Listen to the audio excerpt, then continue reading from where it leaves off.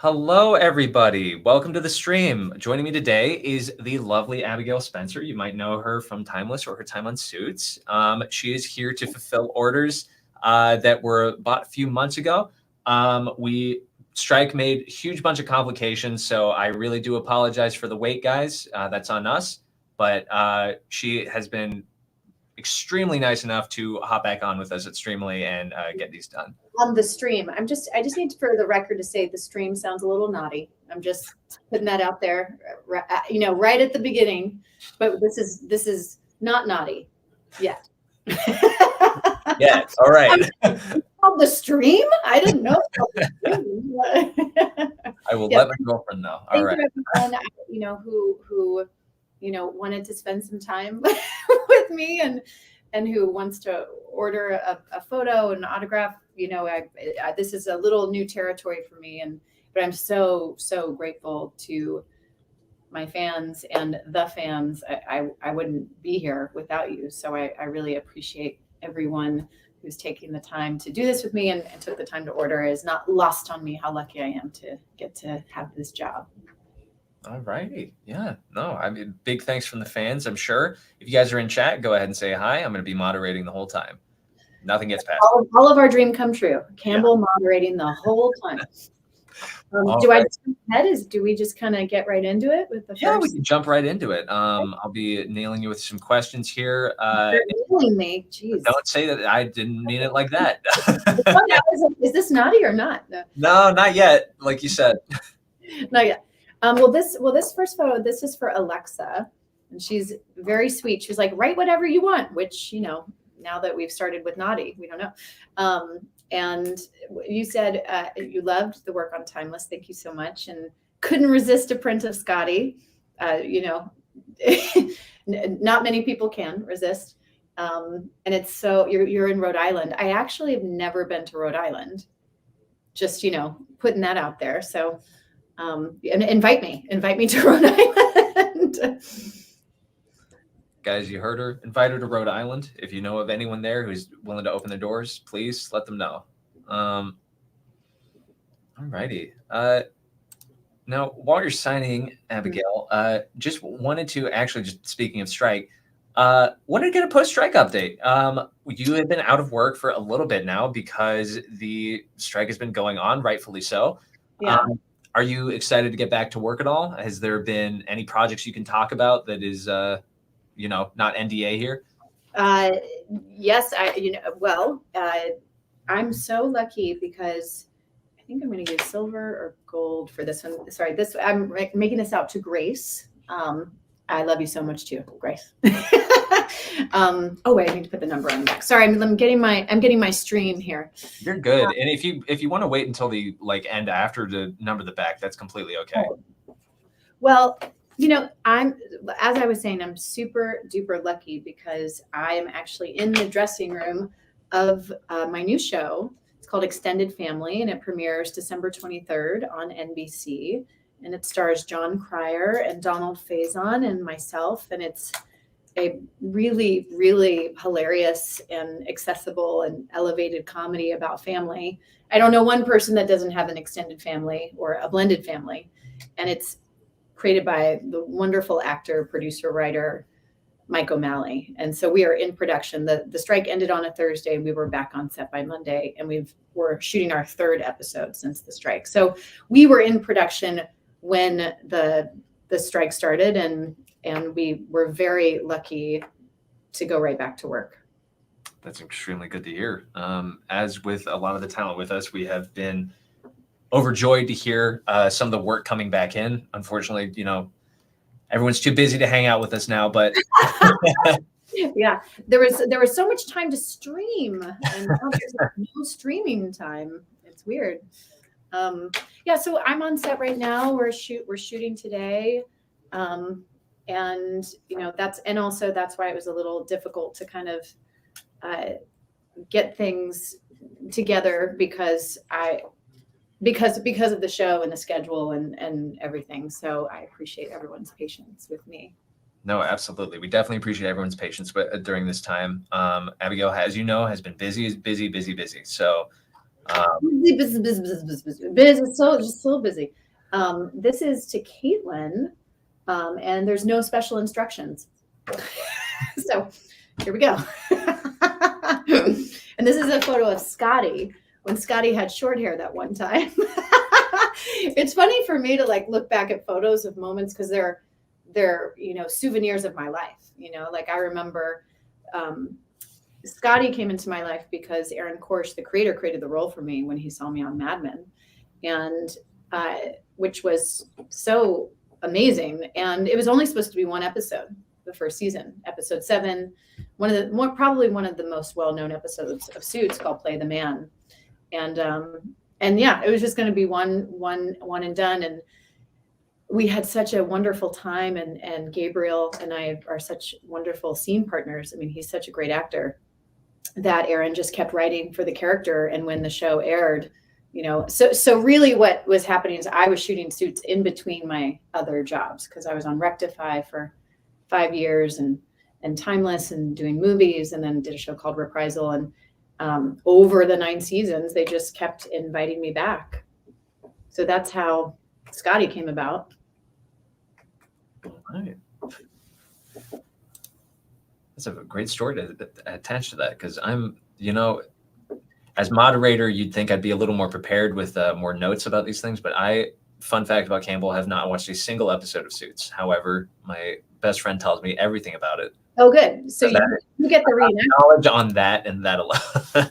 You get the reenactment. Yeah, it's been really fascinating with Suits because we finished shooting 3 years ago. And just to speak to this photo, like I was shooting a movie. I was shooting a movie called The Sweet Life, and had to dye my hair purple. And it broke all my hair off. So I had to cut all my hair off. So when they called me and they're like, "We need Scotty back," I was like, Scotty got a haircut. Hope that's okay. So that was, in the middle of that, it's always interesting, like I said, to see like chapters or snapshots or souvenirs from my life when I look back at these photos. That's actually, that leads me to an interesting point. When you do have to make drastic changes like that to your physical appearance, I mean, for those of us who are not like set savvy, how much does that affect like the writing team, for example, or like the director on set? Or is it truly just like a last minute insert day on set where it's like, oh, by the way, Scotty's got a haircut. Just mention that when you talk. I think it depends. It depends on if it's, for Scotty, because I was kind of coming in and out, they were very willing to kind of do, whatever, wherever I was at. But it was interesting when I started doing Grey's Anatomy, I dyed my hair red for the role of Megan, Owen Hunt's sister, Megan Hunt. And I really dyed it red because it just felt like I was doing a long stretch and it would be, more natural and better for everyone. And then I got a call from Suits saying, "We need Scotty back." And I was like, my hair is red. so that I shot Grey's 1 week and had 3 days to get my hair dark and back to Suits, Mm-hmm. So we're just used to very kind of quick turnarounds, and as long as we're communicating, we have that awareness. But it definitely didn't feel like Scotty should show up with red hair. That would be a different character. And then when I went back to Grey's, I was shooting other things, so I couldn't dye my hair again. So then we had to make a wig for me to wear when I went and shot Grey's. So it's I'm very lucky to be able to do multiple things at once. But these are some of the the interesting challenges that come along with it when you're shooting multiple things at once. This one is for Jamie, by the way. She said, "I loved your performance in Timeless. You were so beautiful. Thank you. Please add, nobody decides our future but us. You got it." Oh, that pen doesn't work. Okay, here. While this is going on, I guess I will bring up one of my other prompts. So, as we all know, you were on the show Timeless alongside such people as Malcolm Barrett, who it seems a good amount of your co-stars have like a lot of like, I guess, comedy background, Malcolm especially. Mm-hmm. Given that most of our experience with, clients here at Streamily, a lot of them tell us that like on more things that are considered a little more serious or things that aren't, dick jokes every 5 minutes. Hey, don't knock a dick joke. I'm not knocking it. I'm just saying. Emily loves penis jokes. Okay? as do we all, but there's a time and a place, you know? Off camera, none of this would be happening without her, just for the record. Thank you, Emily. Thank you. Huge shout out to Emily. Yeah. That does lead me to believe, though, a lot of actors who work in more like serious sets and serious atmospheres have said that working alongside comedy actors sometimes make better scene partners than would be someone who has been in dramatic roles their whole life. Would you say that's true for your castmates alongside Timeless, or was it just kind of a general vibe there? You know, I feel like comedy is an art form, and it is, you know, it really is its own rhythm, and also, you know, drama brings its own rhythm to it. I think it's very rare to find people that can cross over. And it was very interesting when I started Extended Family and working with John Cryer, who is one of our titans in the industry. You know, I'm not known for comedy. So it wasn't like, hell yeah, get her on the show. It was like, she's not funny. And I was like, oh, when is the audition? So I really fought for this role because I loved it and I loved the writing. And I really wanted to, even though I've done comedies, Burning Love, I worked with David Wayne and, you know, Ken Marino and a lot of comedy humans, I'm not known for it. So I knew that it was something that I would need to work toward. And during the pilot, John turned to me and he was like, I can't believe you haven't been doing this your whole career. And I was like, thank you so much. I said, say more, you know, why? And he was like, well, one, you're one of the biggest goofballs I know. And I'm like, thanks for noticing. And two, it just is so natural for you. And what a lot of people don't know, but maybe if you watch Rectify, if you watch Suits, really Mad Men was written as a comedy. The rhythm of that show is written as a comedy. Matt Weiner worked on, you know, Becker for many, many years. And a lot of the great dramatic writers have a background in comedy. So something that I was always trying to do, like, and you'll notice with Timeless, with anything, is to bring humor to something that is, you know, that's what I was always working toward. And that was one of the things when I got cast on Timeless, that was for me, you know, I was very intentional about it from the beginning. Like, I want to bring every woman, female Harrison Ford quality to this character. And what was really great, you know, kind of back to Malcolm, is because he had that background, you know, some of our favorite moments were just coming up with bits. You know, we were just coming up with like things that weren't necessarily scripted, but inspired by the writing to create a troupe between the three of us. And Matt Lanter is very, very funny. You know, it's really just about honing that. And so I would say Timeless was a real opportunity for us to bring that to life. And you know, to Sean Ryan and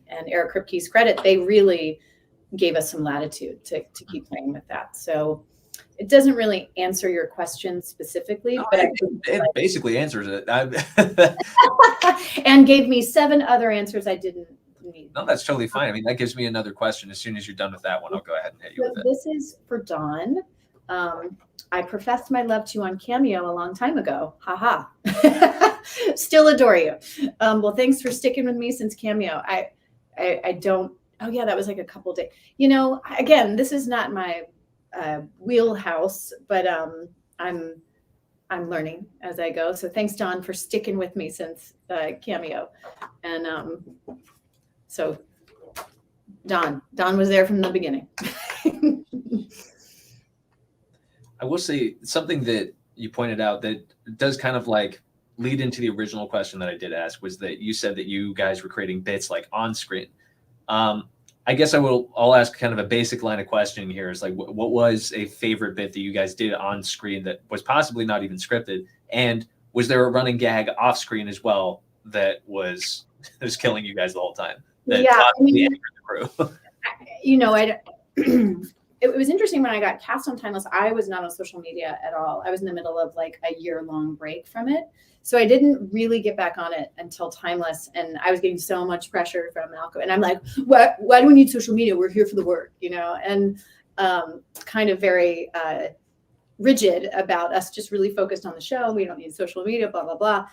And then what was funny is by the end of season 1, I was taking the off-camera bits for social media. Like we were doing these dub smashes, like, you know, where you lip sync to things. Like, I was getting so much more into the bits off camera that I was holding up production. I'm like, we get 2 more seconds. We just got to get this one bit over here. So I became the monster, you know, like I was the bit social media monster by the end of, you know, at the beginning. I was like, we shall never do any bit. We are here for the work, you know. So I mean, we did a lot of, I should pull them back out again, but we did a lot of dub smashes where we would lip sync because we were in these crazy time period clothes, right? And so one of my favorite ones was we were in the 1800s in France in the middle of the woods, and I got Matt and Malcolm and I to do big booty, but and because I had this giant bustle, and so like it is. I mean, I still watch it and laugh till I cry because and Matt Lanter just nails it. Like it is one of the greatest bits. So yes, we had a lot of those, and then Malcolm and I had a game. It's an improv game where he would just start singing, improving stuff, and I would lip sync along to it, like not knowing what he's gonna say. Or we do like, you know, one of my favorite we do it on this show is like we just start a dance, like nobody knows what's happening, but we start dancing. And I have a co-star, Craig Tate, on Reprisal, where we did that. Like, so I would say so much of the joy is the off-camera camaraderie and bringing that to the screen, right? Like bringing that ease and bringing that safety and that joy and, or, you know, whatever it is to the screen is really about being a team. You know, every show is creating a team. And so I will say, like, I was working with Michael Vartan one time. I worked with him twice. I worked with him on Hawthorne years ago, and then I worked with him again on Rectify. And he came up to me one day. This is one of my favorite compliments I've ever gotten from another actor. And he was like, you know what working with you is like? I was like, what, Michael Vartan, what? And he's like working with an 11-year-old. But we had a lot of fun. I mean, we were just constantly playing. And so that is what it's a playground, you know, we're here to play. And so it's been really fun to find those moments with different actors and different shows, and different scenes call for different things, obviously. So this is for Lee. And it said, please add "follow your dreams with love" to your signature, or something along those lines. Thanks for the latitude. Thank you very much. Thank you, Lee, with love. All right. Well, thanks, Lee. There you go, Lee. We do have a question from the audience here that I think is a great question. And I'll wait for you to finish signing so I'm not distracting you. But it has to do with Timeless again. It says, on Timeless, was there a time period or historic female you didn't get to do that you wanted to do? Sorry. Oh my gosh. No. Like so many. I mean, you know, Timeless was an interesting situation because I feel like if it had premiered today, it would still be on the air. You know, we were right at that cusp before streaming numbers were really being taken seriously, because our streaming numbers were really, really high. We just weren't having the live numbers for a network like NBC, which I'm working with again. You know, Peacock wasn't around when we premiered. So my sense is that if we were just ahead of it, and also it was a very, very big budget show. No, we were making a different movie every single week, and we felt it. You know, it was a very aspirational, and also like it was challenging. It had big aspirations, big dreams, big goals, and I think it achieved all of them. And you know, we were canceled after the first season and then brought back to life 3 days later because of the uproar of the fans. And I'd never been a part of something like that. Like, you know, to be the lead of something that, you know, where people came together to save a show. I mean, our fans, they bought a live billboard in Times Square to get us to come back, and sent a helicopter with a, you know, one of those sky banners over NBC in New York. I mean, it was really unbelievable. So the answer, I mean, just to speak of, you know, I would be open, and Matt and Malcolm and I, we're still in touch. Like, if we could do a Timeless movie every year, I think it would be so fun, because it'd be so fun to kind of drop back into that world, and it's very educational and very like a holiday movie that we did at the end. And yeah, there's so, I mean, there were so many. I know there was I mean, not to speak to a female figure, but there was a Martin Luther King episode that I know that they really, really wanted to do that we, had in the future. There was, I wanted to tell this story about the women who started the Tiffany's lamps, because Tiffany's was a lamp company at first before it became jewelry, and about the women in Greenwich Village who started Tiffany's, and just these like really beautiful historical unknown stories. And that really became the joy of the show. It was being able to shed light, like when we told the Lone Ranger's story, and that nobody knew the Lone Ranger, was Black, and Coleman Domingo coming on to play that part. I mean, it was so beautiful to learn these as a human, and also because I was holding the historical piece of the show, I had to learn the lesson every week, because I had to give the lesson every week. So yeah, there was a lot of untold stories. We could go on and on. This one's to Mark. There you go, Mark. A photo of Amantha, played by the actress Abigail Spencer, and there are no special instructions, so who knows what's going to happen. There you go, Mark. All right. Now, pardon my Instagram stalking, but it's important we keep up with everybody. You went to Europe recently, did you not? A lot recently. Yeah. Yeah, it was kind of like where I was. Yeah, I like Europe. I'm producing now, and I produced a feature. Feature because I have a production company called Interlight Films that I own with Duke Johnson, who's the co-director, producer of Anomalisa, and this is his first live action feature and his long-awaited, follow-up to Anomalisa, and we produced it together, and we've been working on it for 8 years. So we actually shot the movie in Budapest, and it's starring Andre Holland and Gemma Chan, and really, really dynamite cast. And Charlie Kaufman is one of our executive producers, as is Ryan Gosling and Ken Cow. And so I was in Europe a lot for that, and for other things, and yeah, it was a beautiful. I've been so lucky to kind of keep exploring that part of the world. I'm really drawn to it. I'm very drawn to Paris, and some of my best friends live there.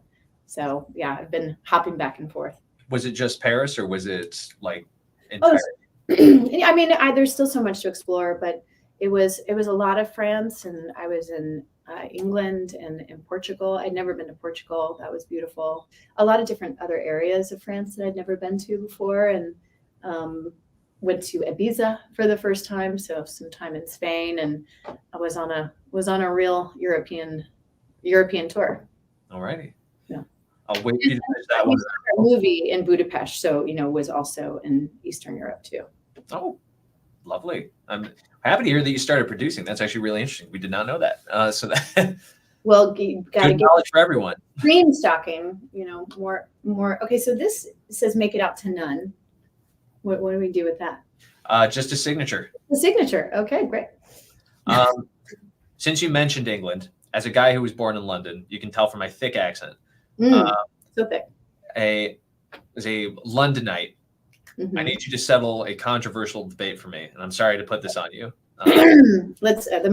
Okay. British versus American food. I mean, American. That's the correct answer. Correct answer, and that was it. I love London. Okay, one of my favorite hotels is called the 22, and then another place called Chiltern. The food is delicious at those two places. There is delicious food in London. I definitely don't go to London for the food. I would put other places as more food focused.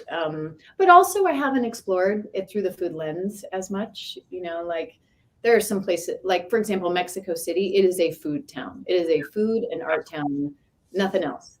I would say London is a very well-rounded town. Like you can really kind of get everything. It's a great hub.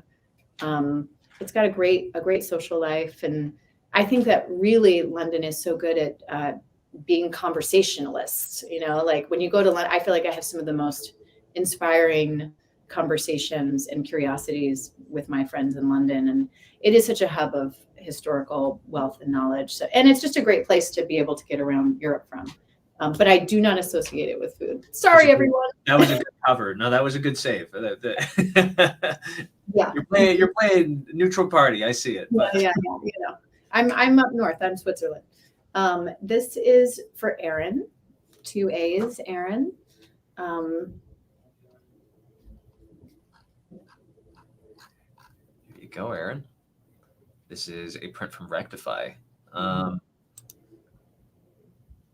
So while you were, I keep bringing it back to this. I do apologize, but while you were in Europe, I imagine it's not the first time you've probably tried. I imagine you're a very well-traveled person. You know, what has been interesting is most of my travels, because I have been a working actor since I was 17 years old, and I also became a mother pretty young when I was 26.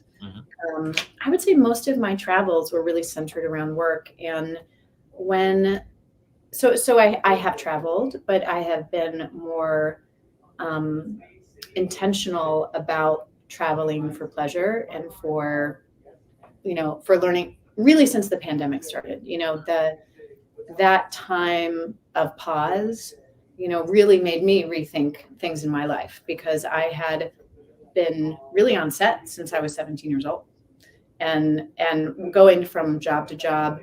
Before people knew who I was, people really didn't know who no one knew who I was before Mad Men, but I had worked for 10 years as an actor before Mad Men. So it was really kind of before Mad Men and after Mad Men. And I really call it the 10,000 hours. I had 10,000 hours of work under my belt. But it worked quite a bit before then. And then after Mad Men, I was a new mother too. So it was a really interesting journey of becoming a new mother, and also my career really expanding, and also wanting to be home. And Suits shot in Toronto, Reprisal, North Carolina, Rectify, Georgia, Timeless, Vancouver, So my travel was so work focused. So I became much more intentional about where do I want to go? What do I want to see? And separating travel from quote unquote work.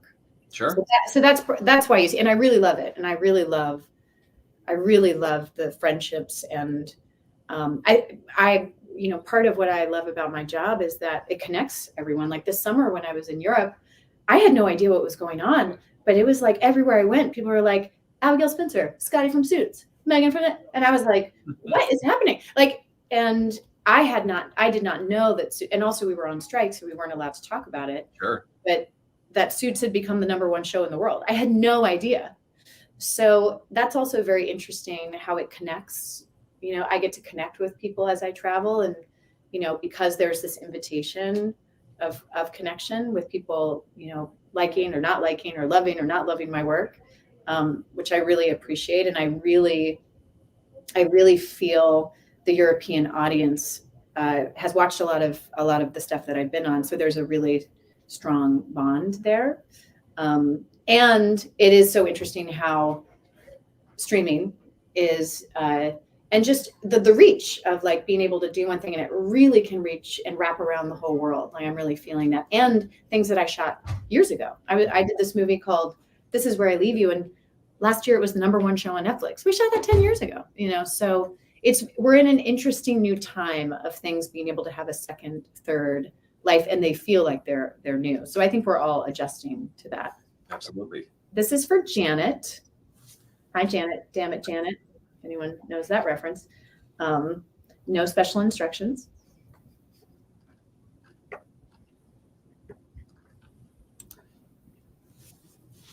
What I was going to hold you to, and again, answer when you're finished, because I don't want you to.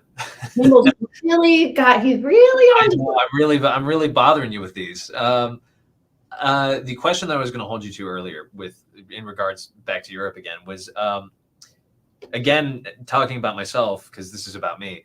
Yeah, we're clear on that. Yeah, no, I don't know why other people would join us.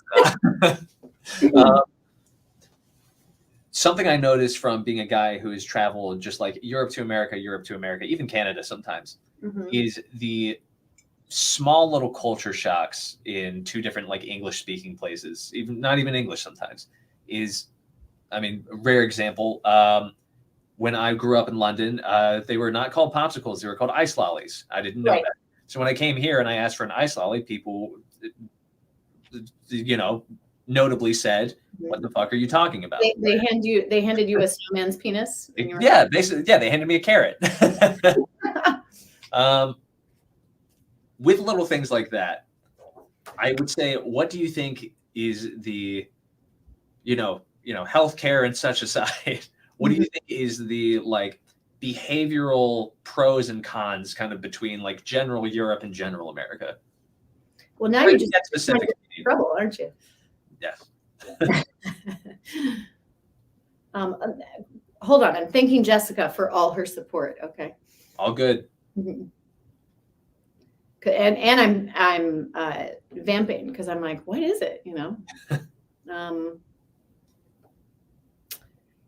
I would say I find European culture to be very direct, and I really appreciate that. And I'm not saying that, I'm not making a blanket statement that all Europeans are one thing and all Americans are one thing. And, but there's also like tropes for a reason, there's tropes for a reason, if there's a generality.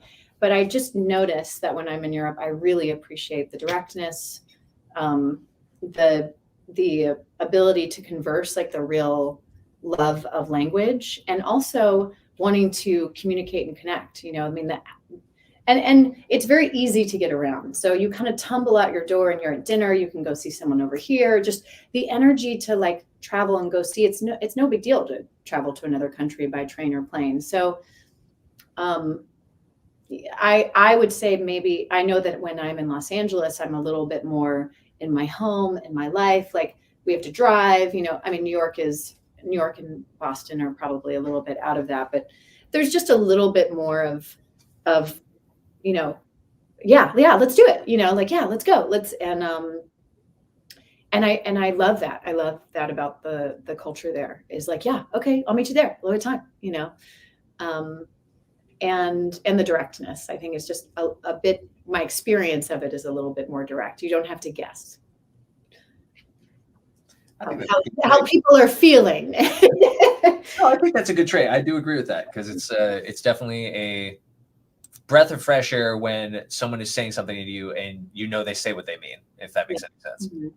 And to be so feeling oriented, to really want to like break down like the conversations. Again, I come back to that I have with my friends there and that I notice there and just people that I meet is just very heart centered, like really want to get to the root of something or the source of something, or have beautiful like thoughts and deductions about a piece. And I think it's also a very art centric, we're such a new young country in America. And I would say, and I think why I fell in love with Paris, which I didn't go till I was 30, 31 for the first time. That was my first time. And I just fell head over heels in love. And I just remember it was the first place I'd been to where the buildings made me cry. Like the way the light would hit a building, just like would make me weep. And I could feel the history and just helped me understand, and if you go to Rome, it's even deeper, and that's what I love about travel is to go deeper, with understanding our bigness and our smallness and, of being a human on the planet. Leon, this is for you. Just FYI. I'm trying to think of more quippy things of like what, like what the difference. I mean, also convenience. America is just much more convenient. I will say, like, what we lack in some of the areas, we make up for in convenience. Like people want to help you get stuff done quickly in America. And I do notice when I'm in France, they're like, yeah, we'll get it done in a couple months, or like, it'll happen eventually. Yeah. What's the rush? Like, for example, I sent a box to myself from France in July. I got it 2 days ago. Like nobody was in a rush to get me that box. So there's some charm about it. But if there's I do appreciate in America, and I would say that's what people when they travel to America just love, like the hospitality of helping you get things done, you know, and communicating to like, all right, yeah, let's get it done. Let's get it done fast. So I think there's some of that. I think there's great differences in work culture there too, kind of post like what you're talking about. Something else you brought up is different like backgrounds from people that have like seen your stuff. So, I mean, that does lead to a question that I have on my notes here, weirdly enough. Okay. Crazy. But I guess like when it comes to you are in so many IPs, as you said, you've been working since you've been 17. So what is, I'll make this a bit harder. Fans that come up to you the most, what do you believe they're coming up to you like the most? What is the thing that you get the most? And what is usually like the difference between each like very loyal fan base? Because I would say the fans for Timeless are probably maybe a little more behaviorally different than say like Mad Men or Suits. Mm-hmm.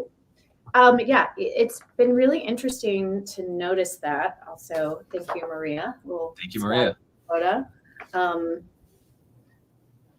You know, I would say, like for example, right now with Suits being the you know what it is at the moment, it's really that is the main thing that I get stopped about at the moment. It was always, but not like this, and not in LA or New York. Like I knew I was like, oh, I think I really made it when people started stopping me in LA and taking photos of me. Got it. You know, I was like, I made it in LA. Because we just don't do that in LA and New York, you know, like it's just so part of our culture to see people who are actors and just kind of leave them alone. So I was really surprised this year how much I get stopped in LA and in New York. That was a real difference. And I think it's just like, they just love the show. And people are on their second, third watch. So there's a real, I would say like rabidness. And I think also people love the clothing, you know, it's like, and it's everyone. I mean, I cannot follow a through line of who watches Suits. It just feels like it's everyone right now, truly. And, you know, when Mad Men, I definitely would say it was more, I'll give you an example. After I finished writing Maria. Of course.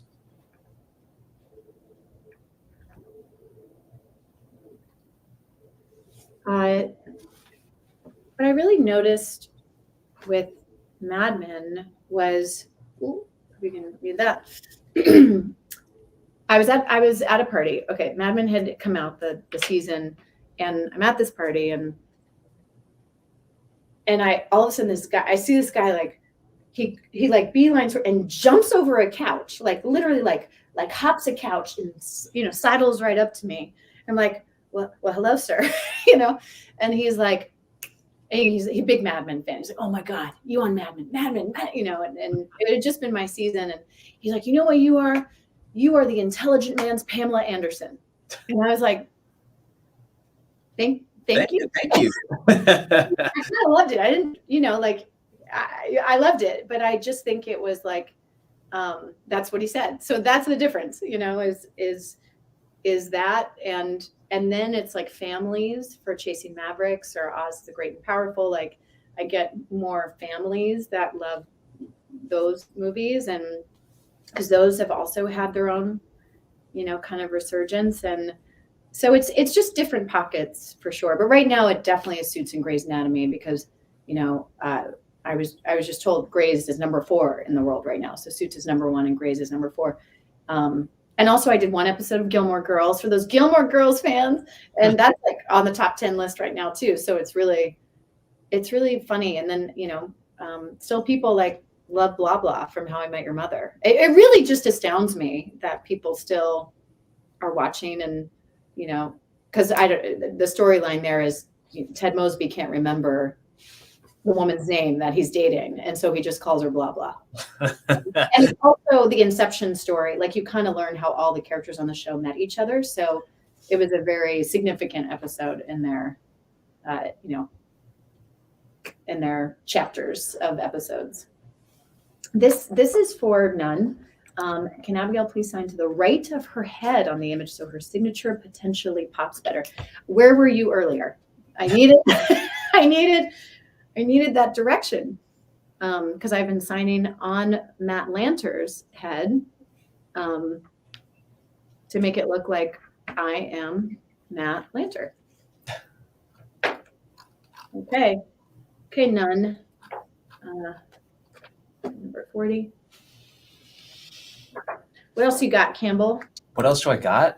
I think I'm out. No, I'm kidding. I mean, Yeah, just like, but most of it has to do with like kind of like personal questions without getting like too much into your life to a stalkerish degree. But I mean, a bunch of back burner questions that I have definitely is, I mean, we're here for you. So I want to talk about you a little bit more rather than kind of like general set questions, because I'm sure people are, you're talking your ear off about that constantly. Or people are talking your ear off, excuse me. I would say like, who is Abigail Spencer? When we look at you, we see you on social media. Who is this person? Who are you? When we look on social media and things like that, we all have like personas and everything that we need to put on and so on and so forth without getting too tour. That is an interesting thing. I feel like everyone's famous now. Yeah. Everyone's a brand on some level, right? And that is what has been very interesting, you know, kind of back to starting 24 years ago as an actor. It's been very interesting to kind of see all this unfold of you can make anything. You have the tool in your hand, you know, and you can create your own audience, create. And I love to create. Like if I had grown up with social media, I would have lost my mind, like in the best way. I would have just been, because what I did on Friday, I actually just showed this video to John Cryer. On Friday nights, what I did is I would invite one or two friends over and set up the VHS camera and do SNL bits. Like I had been watching SNL religiously. And so I would practice, you know, do coffee talk and like, you know, and I would do improv and I would rope my friends into it. You know, all those friends are not my friends anymore because they were like, we don't like you. Please stop making us do this. But I was like, I'm gonna make a whole career of it. They were good sports, some of them. And also I felt like I was torturing them looking back. But, you know, I was always making stuff, always creating, always getting my brothers to do stuff, always making music videos, like putting on plays, putting on skits. Like that's what I would do for my birthday every year. When I was younger, I would invite all my friends over, give them roles, direct them in a play, Cinderella, Snow White, you know, and that's what I can't explain it to you. I just kind of came out of the womb like that. And yeah.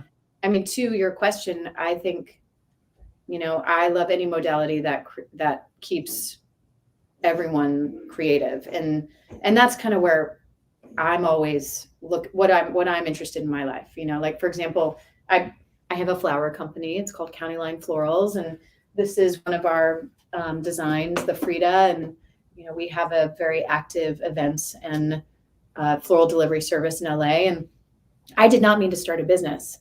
I love florals. I love design. I love plants. And I started doing it in my backyard during the pandemic, but I've been thinking about it for 10 years. My father died 12 years ago on Valentine's Day. He was a really famous professional surfer.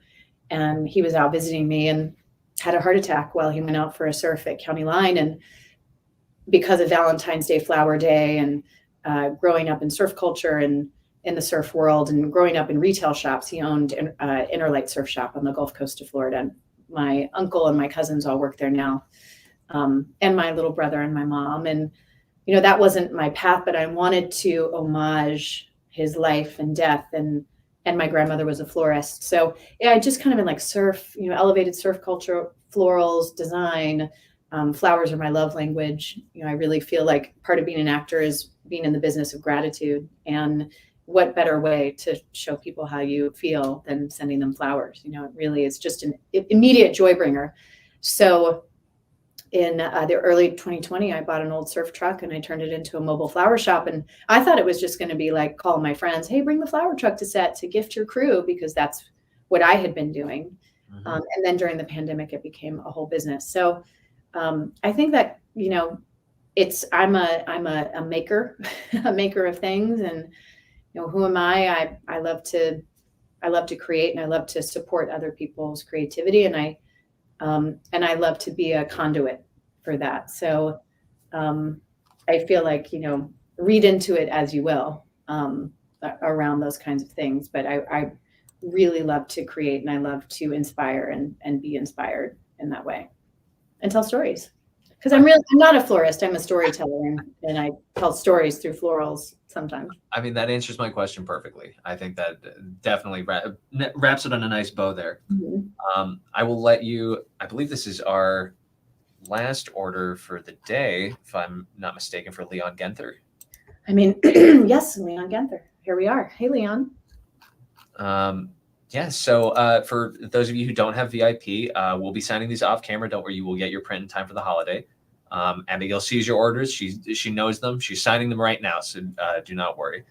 This is not an AI. This is not an AI. Certificate of authenticity with each purchase. I guess my last question is, it's not exactly like a good climactic question, but you've explained a lot about yourself to me today, and the word that is screaming to me now is creative, yes, but mogul. It seems to be that you have 500 different avenues that you're exploring right now, which is, of course, an amazing thing. On top of being a mother, which is a job by itself, where does the energy come from? That's what I need to know. That's a great. I wonder the same thing. I really do. I wonder the same thing. I think it's. I mean, it really comes from I feel like my relationship to spirit. Like this is part of my purpose on the planet, and I feel very dedicated to my spiritual work and all this and soul work around that. So that's where I get a lot of my energy, is from that, and that I have a why, that I really have a why of that brings me. I feel like I have an endless well of creativity, and I'm so grateful for that. And so I want to share that. And also I get tired, and what I've learned is that when I'm feeling really tired, out of sorts, to really tend to myself. So as much as, if you really talk about the path of creativity, it's an expansion and a contraction. Mm-hmm. And, right now I'm in a real period of expansion, a new show, several other shows that are having another life. The show is premiering on December 23rd on NBC, and then re-premiering on January 2nd. We're shooting every day. It's a real time of output. During the strike, it was a real time of input, to contract and to try and really invest in myself and my son and my personal life. So I kind of feel like the cycle is a series of contractions and expansions. And what I have noticed and what I've learned about myself is to really pay attention when I need one or the other, and to be at ease, to be at peace with that cycle, and to learn more modalities and tools. Because I will say, after, there was a 10-year period from Mad Men to Reprisal. I mean, there was the year of, and it's an incredible opportunity. It's worthy of the energy, but the year that we did the first season of Timeless, I finished season 4 of Rectify and went right into Timeless and shot Suits. And I think I maybe had 5 days off the whole year. So I have experienced working myself into a period of burnout and exhaustion. And, I'm not interested in that anymore, but I've experienced that. I've also, before Mad Men, experienced great times of drought, I would say in being cast, what I was doing during that time. I wrote a movie, I wrote a TV show that I sold, even though people don't know about that part of me yet, because this movie, The Actor, that's coming out next year, is really going to be the first time that people will know me as a producer, because I'm not acting in it. I'm solely a producer on it. And, the original producer along with Duke Johnson. So it's a new exciting chapter, but I've been doing a lot of other things to support that. So for me, it's, some people see it, some people don't. Being creative is a thing that gives me energy. Wiser, more heartfelt words could not have been said on a Streamily signing. Well, it's because we called it the stream. That's true. That's true. The stream of consciousness too. All righty. And is that our last one right there? This one is for Lucy. Oh no, that's the name of the this says none. This is just me writing stuff. So I think that was our last one. Alrighty. With Leon. And this was, I just want to say for people that watch Rectify, it means so much to me. I would say, you know, people know me for Suits and these other things, but Rectify is, I would say, the closest thing to my heart. I'm so proud of that show. Like I always say, if I do nothing else, at least I got to do that. And I think it's such a unique piece of storytelling and pure, you know, it's pure poetry, and so grateful for everyone that finds it and watches it and tells other people about it, because, you know, not a lot of people knew what it was when we were on the air, and they've really found it, you know, in its post-mortem life. And I'm so grateful. So whenever I see this character, because honestly, she's probably the closest one to who I am, actually. Like if you're at who are you? I'm from the South. I did not go to college. I got into college, but I didn't go. And Amantha has this like real deep essence that I have that is very close to my soul. You know, Scotty is an Ivy League, Harvard lawyer. I am not those things. I'm like the least educated person in any room. But it's very interesting that I get to play all these really, really educated, very intelligent, very linguistic characters, linguini characters. You saying? So I'm so grateful, and I'm really grateful for this new chapter. I have been dying to do a comedy, dying to do a multicam sitcom. I grew up on Mary Tyler Moore. My friends called me Elaine in high school, and I have a good friend that calls me MTM. Hey, MTM, how are you? So I feel like this is also a new chapter for me to transition into comedy, and the multicam sitcom space is such an art form to itself. And but that's what I grew up watching, and that's what my son watches. So during the pandemic, that's all he was watching. And I was like, why have I not done one? You know, like, and I was thinking about what are the things I haven't done in my career that I want to do, because I want to try everything. And this was one of them. And I feel so lucky this came along, because this is a good one for sure. And I think people are returning to this art form. I think there's going to be a real turn to network television post-strike. And I think what's going on in the world right now, that people really not only want to laugh, they need to laugh. So I'm very grateful I get to be a part of that. That is a beautiful closing statement, and I think that is a good part. That is a good time to wrap. I think that was amazing, guys. Thank you for joining the stream today. Catch Abigail. You said it was The Actor next year. Yep, The Actor.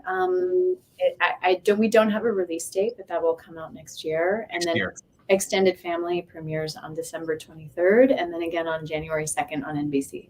Amazing. All right, guys. Happy holidays from us here at Streamily, and have a blessed New Year. Blessed. Blessed New Year. All right, guys. We'll see you next time. Have a great day.